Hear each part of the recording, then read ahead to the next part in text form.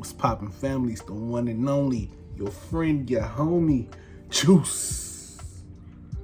Wait, we back at it. If you're new to the channel, welcome. If it's not your first time, welcome back. So tonight, the question is, why butterflies are not your friend, but some sharks are? If you don't know, we're getting into casual geographic tonight. And I guess we're gonna be learning about butterflies and sharks. Very weird mix, I know, but when it comes to casual geographic, he covers all bases. He don't miss. So let's get to it. But before I press this play button, I ain't forget, like, comment, subscribe. That's the best way to support me. But only after you watch the video and only if you enjoy it. If you don't like it, let me know.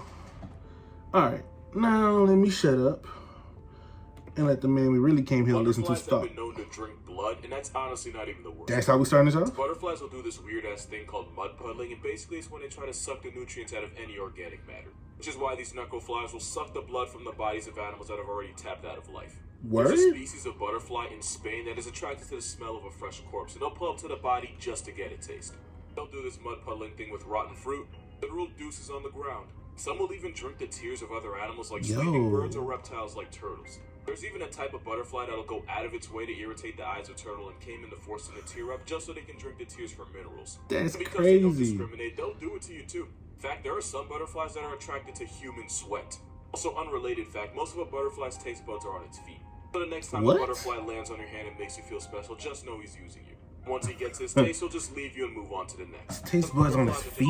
Boys with wings. Let's talk about the bird that drinks literal blood. This is a vampire finch. This tiny lure is found only on the islands of the Galapagos. The vampire finch will peck at larger birds like the... I don't think guidelines will let me say this bird's name, but I'm gonna let the comments do it for me. These finches will peck at the birds until eventually the skin breaks and blood starts oozing out, which they will drink. Scientists believe this started because the finches would eat the parasites off the birds but accidentally break skin and draw blood in the process. But then they started drinking the homemade Kool-Aid and decided to make it culture. So now they just see bigger birds as flying blood banks. It doesn't really hurt the bird that it's getting it from, and the vampire finch gets free calories to keep it alive. That's creepy, bro. It's not the only thing that can drink blood without a law degree. Some bats and butterflies be on the same type of time. The more you know. What is that? Yo, why is it cleaning itself like a human? One, that's not a rat. It's a South American flavored rodent called a pacarana. Jesus. It's like a travel-sized capybara. And two, pacaranas have really sensitive skin, and putting soap on it removes essential oils from it. So best case, the soap is just mildly irritating to him. Worst case, this not a rat is in legitimate pain and is desperately trying to get it off. Either way, it's not a good look. Not to mention, if that soap isn't pet friendly, that just made this video way more darker. It could be burning its skin. Because I definitely just ruined this video for y'all. Here's a pacarana cleaning itself, but without the soap. Okay. Now we back to cute. This is cool. This is cool. This is why I come to his videos, man. Because I would never see this in suburbs. And as promised, here's 10 facts about this guy. It's not a rat, it's a South American rodent known as a pacarana. He's basically an economy-sized capybara. And despite what you might think, they're super clean and will spend hours washing themselves every single day. That's dope. A lot better than some people. Facts. They can tip the scales at over 30 pounds, making them as heavy as the average 2-year-old. They're the third heaviest rodent behind beavers and the walking vibe check above. You've probably never seen one before because they're usually only active at night and there's only a few places in the world you can find them. But your best chance would be booking a one-way to Peru, Bolivia, or Venezuela.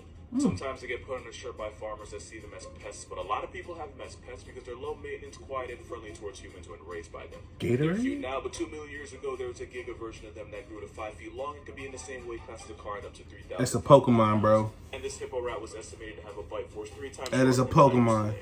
That's a Digimon, hell. Vegans that eat mostly fruits, leaves, and plant stems. Oh, that's cute. I ain't gonna lie, that's cute. Hey, that's cute. I don't know who took the time to make that little vest for him, but hey, that's cute. Story goes, an Australian homeowner nearly caught a heart attack when she saw a hairy foot with large claws poking out of her bathroom ceiling. Ooh, and of course, it's Australia, so the ceiling, boy. If you was constipated, they help you get it out. The intruder turned out to be a brushtail possum. If you called him Pikachu, nobody would blame you. Facts. Though it looks like a beach bug squirrel, as a marsupial, it's more related to kangaroos and koalas. Is it really yellow? It's really yellow. Golden brushtails only exist because of a genetic mutation that causes low levels of the pigment melanin, which is why these unseasoned possums look fresh out the Pokeball. Facts. For the first time, they have a habit of constantly breaking and entering. One Brushtail possum broke into an Australian bakery, proceeded to eat as many pastries as his stomach would allow before anyone could stop him.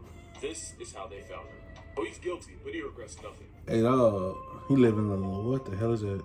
This picture looks creepy, but there's actually a pretty heartwarming story behind it. Rick How? Anderson is an Australian diver who's been exploring the ocean off New South Wales for more than 30 years. One day he was diving as usual when a shark approached him. The shark was a harmless baby Port Jackson shark that swam right up to him. Rick didn't make any sudden moves to avoid scaring her. And the shark's a girl. Started to pat her and even cradle her in his arms. Yeah, we are still talking about a shark. Right. Also, this was 7 years ago. Now every time Rick enters the water, the shark will immediately rush over to him and brush against his legs. And when he holds out his arms, the shark takes it as an invitation to lay on them. In the 7 years he's known her, the shark went from a 6-inch pup to a 6-foot adult. Despite this, they're still able to instantly recognize each other. He's basically his dog and acts like it too. That's cool. He doesn't even feed her or anything. The shark's just actively choosing to be around him. Just like you'd expect from any healthy long-term relationship, she's even met his family. Rick eventually introduced his 3 kids to the shark. What? From each. Moral of this video. Introduce your kids to a shark? Meet the real-life cat dog. So there's actually a story behind this. Basically, it was one fine day with a wolf and a purr. This baby was born, and as you'd expect, it caused quite a stir. You're a goat if you got that reference, but nah, it's one of the oldest and rarest dog breeds in the world, the Hmong dog. It's an ancient dog that was believed to be first bred by an ethnic group of people from China and Southeast Asia known as the Hmong tribe. And this cat dog was really popular. Bro, that's Arcanine. That is Arcanine. Since most believe this dog happened when a native dog was bred with a jungle wolf, they still retained a lot of their hunting instincts. Which means even though they look like the product of a really questionable one-night stand, they'll chase and erase any cats they run into. Like for real, you don't want them around cats. They will always be on sight. Because they were used to hunt, they're really trainable to the point where even the Vietnamese police... That is Growlithe and Arcanine, my boy. And because they're so rare, getting a pure breed Hmong can make your wallet at least $1,000 lighter. For a purebred puppy, your kids might not go to college. Because they were spawned in the cold, rainy mountains, they have a thick fur coat to keep them warm, and probably the reason why they're so expensive. So you might know this guy. This little dude from Vietnam is named Sweet, and he's actually a crossbreed between Hmong and I'm actually not sure what else he is. All I know is that I would commit very much first degree for him. Life, no parole, no questions asked. Here's a fact you definitely didn't ask for. Tadpoles will scream underwater to avoid getting eaten by cannibals. Scream? This is an Argentinian wide-mouthed frog, and it's the most ambitious cannibal in the world. Not only will they go out of their way to eat their own kind, wide-mouths have been known to try swallowing frogs physically bigger than they are, even if it means choking to death. In fact, these frogs will keep shoving food down their throats until their stomach rips open. And it turns out even tadpoles will eat the babies of other species of frogs. But they don't eat each other. These tadpoles will let out a short, high-pitched scream whenever they come into contact with another tadpole that's probably trying to take them off the census. And scientists believe that scream is the only thing stopping the bigger tadpoles from friendly firing all their siblings. Which is why if you touch one of these tadpoles with an object like a spatula, it'll literally scream for its life. But of course, once they're adults, no amount of screaming will stop him from bundying his entire family reunion. Because I could be wrong, but this is the only animal in the world that'll literally unalive itself just by overeating. Except, no, I'm not going there. Some of these frogs will Pac-Man everything until the buildup of fat causes them to go blind. Oh, and then they... That's wild. This right here is a bush turkey. Smoke.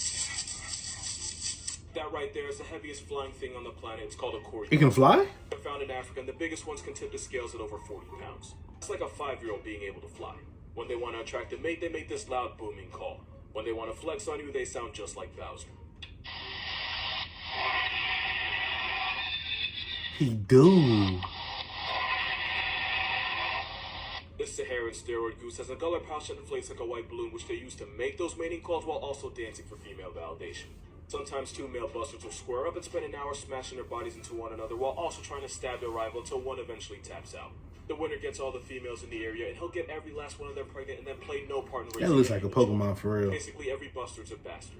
Also, this African bush tweety can have a wingspan of over 9 feet, and apparently they have no fear of humans. They probably should. Since they're loudest in the morning, being neighbors with one means you wake up to this. You're a gym bro or bro-wet, you can probably think one animal for it. This absolute unit is Charles Atlas.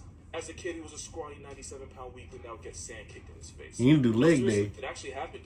Buddy was too poor to go to the YMCA, so after being inspired during a trip to the zoo, he came up with his own workouts based on dynamic tension. Basically, the idea of pitting one muscle against another. Not only did Mr. Atlas become a walking vibe check, he would go on to sell his workout program to millions. And fun fact, one of his clients was David Prowse, aka the dude that played Darth Vader. All this clout meant Charles Atlas became known as the grandfather of the modern fitness and bodybuilding industry. And this was all because when he was a 97-pound kid, he visited a zoo where he was inspired by... Yeah, Soul Swole is the goal and size is the prize. Tony the Tiger is the reason why. The more you know... Actually, another fun fact. A tiger's legs are so strong that they can remain standing even when they're dead. Damn. Now the more you know. Here's how rats got banned from an entire part of Canada. Alberta is the only place in the world inhabited by people with no residential population of rats, and rats are forbidden from establishing there. Meaning if a rat illegally enters Alberta, he and his entire bloodline will be erased with extreme prejudice.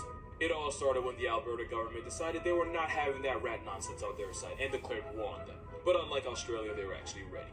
They claimed rats to be the biggest threat to national security and so created the Rat Control Program.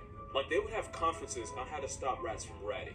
2,000 posters and 1,500 pamphlets were passed around railroad stations, post offices, schools, basically anywhere you could see. It was not playing. The US had a war on terrorism, but Alberta had a war on rodents. Any population of Jerry's that were discovered were quickly removed from the census with zero discrimination. Any rat that passed the Alberta-Saskatchewan border was basically signing a death certificate. Of course, this meant pet rats were very illegal, and possession of one could make your wallet a 5,000 fine lighter. I cannot express enough how on-site they were about this. In 2004, someone released 38 rats in Calgary, but by the time officers arrived, yes, officers were called, it was that serious. The rats were already past tests by residents armed with brooms, 2x4s, and shovels, and whoever did it was promised a $190,000 fine. They were not f***ing around. There's even a hotline you can call in case you see a rat. After 70 years of rat genocide, Alberta's now the only place Tekashi on the planet 6ix9ine where you will can find people with last. almost no rats whatsoever. If a rat is sighted, it's almost guaranteed to make the 6 o'clock news. Moral of this video, don't be bringing that rat over there. They not having it. At all. At all.